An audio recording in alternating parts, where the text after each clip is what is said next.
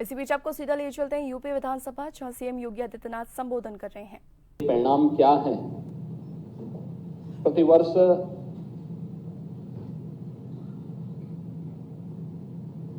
विधानसभाओं में हो या संसद में हो, राज्य विधानसभाओं में माननीय राज्यपाल महोदय के द्वारा और संसद में महामहिम राष्ट्रपति जी के द्वारा इसे सदन के सम्मुख रखा जाता है और उसी के माध्यम से सरकार की उपलब्धियों और भावी कार्य योजनाओं की भी एक झलक माननीय सदस्यों को, देश को देखने को मिलता है। मैं सबसे पहले इस बात को लेकर के कि राज्यपाल प्रदेश का संवैधानिक प्रमुख होता है और एक संवैधानिक प्रमुख के प्रति जो हमारे प्रतिपक्ष के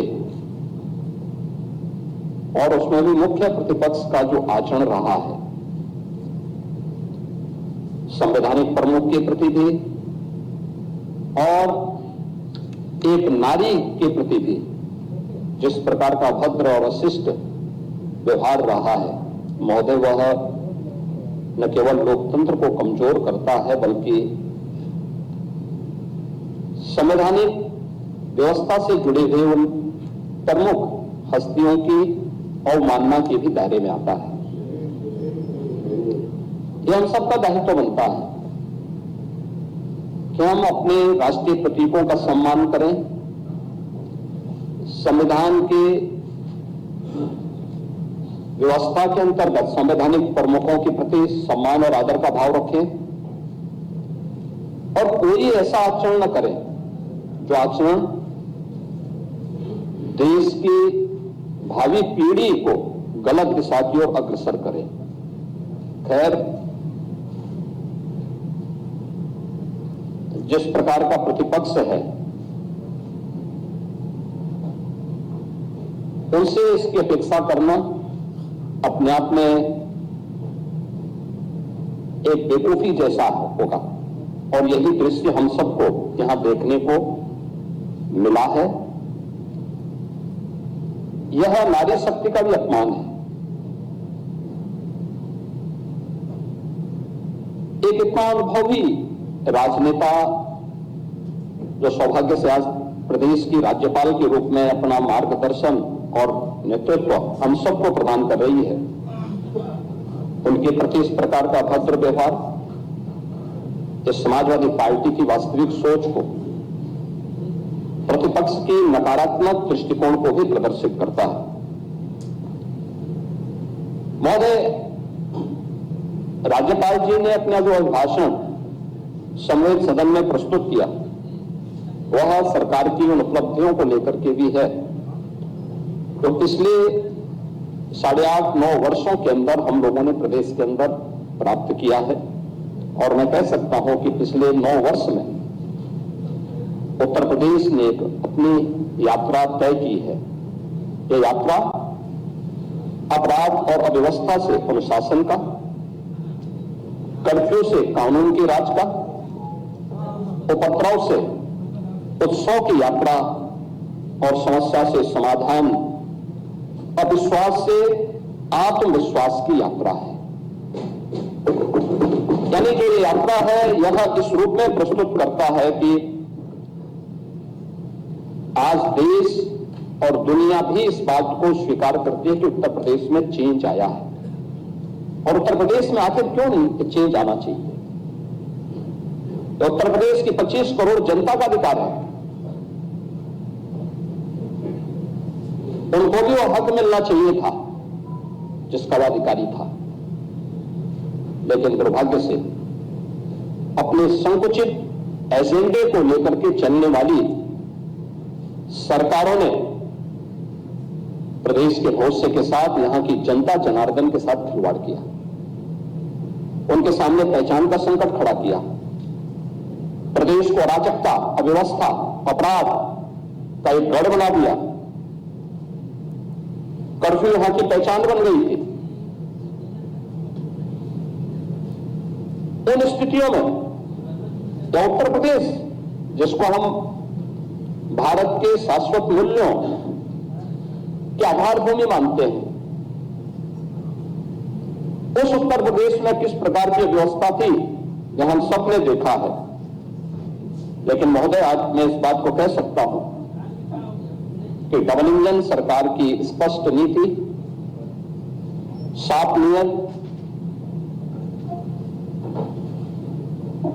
सुशासन की प्रति प्रतिबद्धता के कारण आज हम लोगों ने उत्तर प्रदेश को बॉटलनेक से देश की अर्थव्यवस्था का एक ब्रेक थ्रू बनाने में सफलता प्राप्त की है। अब यूपी रेवेन्यू डेफिसिट से रेवेन्यू सरप्लस और उपद्रव से उत्सव प्रदेश के रूप में अपनी यात्रा को लेकर के मजबूती के साथ आगे बढ़ा है। और महोदय, मैं कह सकता हूं, बजट का अवलोकन आप सबने किया होगा। अब मैं कह सकता हूं कि पिछले 11 वर्ष में देश ने जो यात्रा तय की है, आज देखिए दिल्ली में दुनिया का सबसे बड़ा EI इम्पैक्ट समिट आदरणीय प्रधानमंत्री जी के कर कमलों से उद्घाटन हुआ है। 5 दिनों तक देश दुनिया के 18 से अधिक देशों के राष्ट्राध्यक्षों की उपस्थिति में यह EI इम्पैक्ट समिट चल रहा है। आज की जो इमर्जिंग टेक्नोलॉजी है, इस पर भारत का फोकस कितना ज्यादा है, कैसे अपनी वर्तमान और भावी पीढ़ी के भविष्य के साथ एक बेहतरीन योजना के साथ भारत कार्य कर रहा है, और देश के अंदर जो परिवर्तन देखने को मिल रहा है, उसी परिवर्तन की आधारभूमि हम लोगों ने पिछले 8.5 पौने 9 वर्ष के अंदर उत्तर प्रदेश को बनाया है। आज उत्तर प्रदेश के अंदर दिखता है, उत्तर प्रदेश अब टेक्नोलॉजी, ट्रस्ट एंड ट्रांसफॉर्मेशन की त्रिवेणी बन करके देश और दुनिया के सामने उभरा है। ये त्रिवेणी हमारे लिए टेक्नोलॉजी, ट्रस्ट एंड ट्रांसफॉर्मेशन इसलिए भी महत्वपूर्ण है। हम इस बात को जानते हैं कि उत्तर प्रदेश की धरती प्रयागराज की धरती है। प्रयागराज से उत्तर प्रदेश में है, और प्रयागराज की पहचान मां गंगा, मां यमुना और मां सरस्वती की त्रिवेणी से भी है।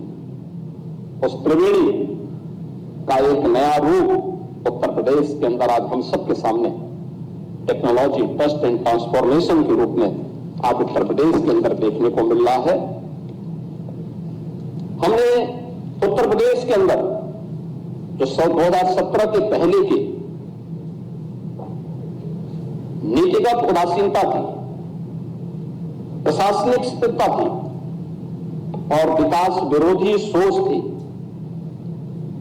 उसको आज प्रदेश में अनुशासन, निर्णायक नेतृत्व, स्पष्ट नीति और शुद्ध नियत से आज उसको नए रूप में प्रस्तुत करने का कार्य किया है।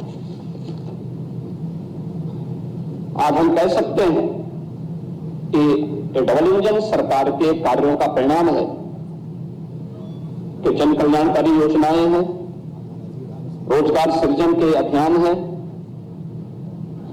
प्रदेश में इन्वेस्टमेंट के बेहतरीन डेस्टिनेशन के रूप में स्थापित करने का हो, या सामाजिक सुरक्षा के माध्यम से उत्तर प्रदेश को सशक्त, सुरक्षित और आत्मनिर्भर बनाने की मुहिम या प्रभावी ढंग से आज उत्तर प्रदेश के अंदर देखने को मिल रहा है। 2017 के पहले क्या स्थिति थी उत्तर प्रदेश में?